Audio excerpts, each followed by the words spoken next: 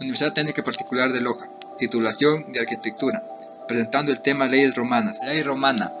Se llama derecho romano a la etapa del derecho que comienza con la fundación de la ciudad de Roma, en el año 753 a.C., en las colinas del Tíber, por las etnias de los latinos, los sabinos y los etruscos, y que culmina con la muerte del emperador Justiniano en los últimos días del llamado Bajo Imperio en el año 565 después de Cristo. Siguiendo su evolución, señalamos sus fuentes formales a través de 4 ciclos o fases que consideramos debe dividirse la historia jurídica romana, y estos son: el primer periodo, que es el derecho hereditario, comprende desde la fundación de Roma hasta la promulgación de las 12 tablas, aproximadamente en el año 451 a.C.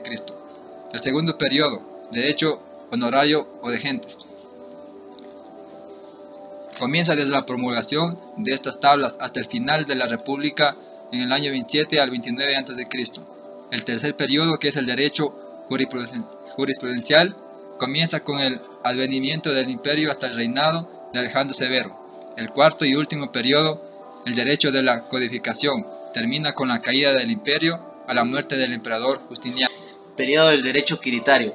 Es el ciclo jurídico histórico que se desarrolla desde la fundación de Roma, 735 a.C., hasta la creación de la pretura, 365 a.C. Llamado así porque es propio y exclusivo de los quirites, un derecho personalista y eminentemente nacional, pues solo ampara las relaciones de los ciudadanos romanos. También llamado derecho civil, es un derecho de clase seco, duro y formalista. Dos son las fuentes principales de este derecho. Primero, la costumbre es la fuente primaria de normas que la comunidad reconocía como obligatorias. Segundo, la ley de las 12 tablas aparece por la necesidad de una ley escrita que diera fijeza y publicidad al derecho consuetudinario, también llamado ley o código cimbiral, redactada por un colegio de magistrados extraordinarios. Se dictó a instancias de los plebeyos, quienes reclamaban una ley escrita.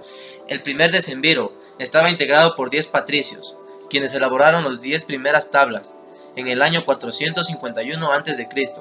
Un año después se eligió a otro decemviro, integrado por algunos plebeyos y logrando la redacción de 2 tablas más. Comprende mandatos y prohibiciones breves de principios generales del derecho público y privado. Las primeras 3 tablas contienen las normas del procedimiento judicial y derecho procesal. La cuarta tabla legisla sobre el derecho de familia a los poderes amplios del pater familia, jefe del núcleo familiar. La quinta tabla trata de sucesiones romanas. Sexta tabla trata de la distinción entre propiedad y posesión usucapio. Séptima tabla, normas de relaciones sobre vecindad y diversas servidumbres. Octava tabla, delitos públicos y privados. Novena tabla, se introducen principios de derecho procesal y penal. Décima tabla, derecho sacro, sagrado. 11ª y 12ª tabla, varias disposiciones como la prohibición de matrimonio entre patricios y plebeyos, la regulación de la acción ejecutiva de tema de prenda, principados de derogación de la ley, periodo de derecho honorario o de gente. Periodo de derecho honorario o de gente.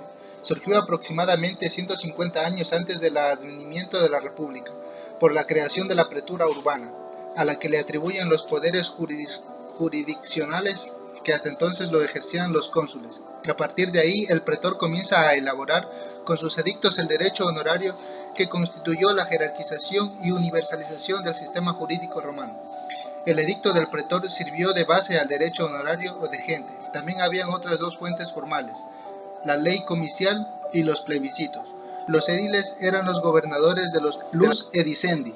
Son las publicaciones que hacían los magistrados para dar a conocer los principios que se proponían aplicar durante el año de ejercicio de sus funciones, indicando las normas de derecho que iban a aplicar y las fórmulas procesales en cada caso.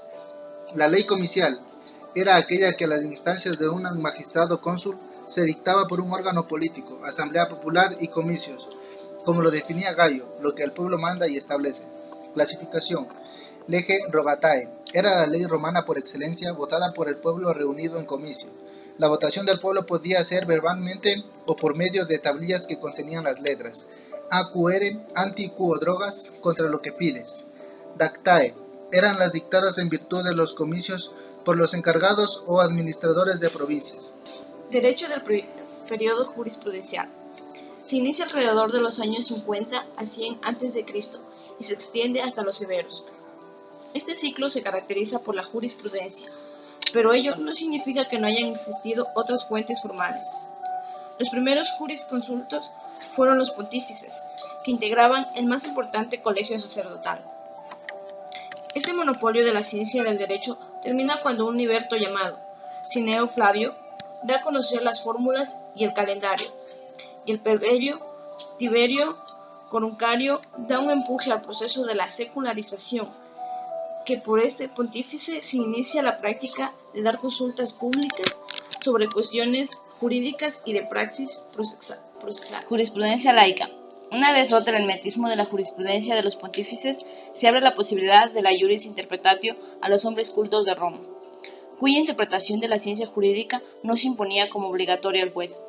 Pero en el avance del proceso político, dada su influencia innegable, fue Augusto quien llevó la respuesta de los jurisconsultos al rango de fuente formal del derecho, al darles a un determinado número de ellos autoridad del emperador. Jurisprudencia clásica. Durante el principado del emperador Adriano, por un rescrito, reconoce la autorización de Augusto para fundar la jurisprudencia, prohibiendo a los jueces separarse de tales consejos, cuando hubieran sido emitidos por una unanimidad.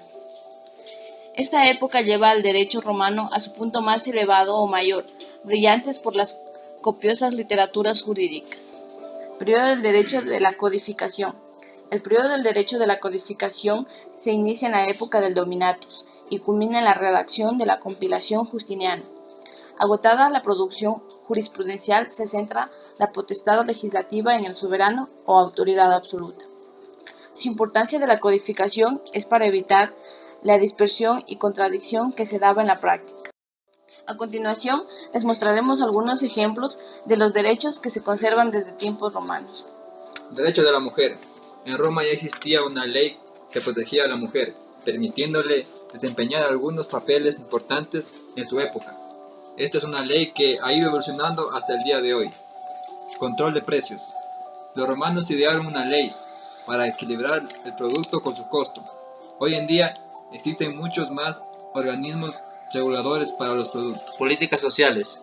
Según los historiadores antiguos, fue Rómulo quien creó las primeras instituciones políticas y la organización social. Los ciudadanos se dividían en patricios, quienes desempeñaban los cargos religiosos y públicos, y plebeyos, dedicados a la tierra y el ganado. Derecho procesal civil. Es una rama del derecho procesal que regula la actuación ante los tribunales para obtener la tutela de los derechos en asuntos de naturaleza civil o mercantil. Obligaciones, contratos y propiedad. Prácticamente ha pasado intacto hasta el día de hoy. Todo lo que es el acreedor, el deudor, el contrato de compra-venta, la locación de servicio, el mandato, las sociedades. Defensa al consumidor. En Roma, los juristas trabajaron en la defensa de los deudores, porque los deudores estaban siempre en una relación de inferioridad frente a los acreedores. Abuso y violación. Desde la antigüedad se ha castigado a las personas abusadoras que se imponen sobre las personas sumisas. Obediencia debida. Como herencia de nuestros ancestros romanos, tenemos los castigos para las personas que idean hechos atroces y también para las personas que las cumplen.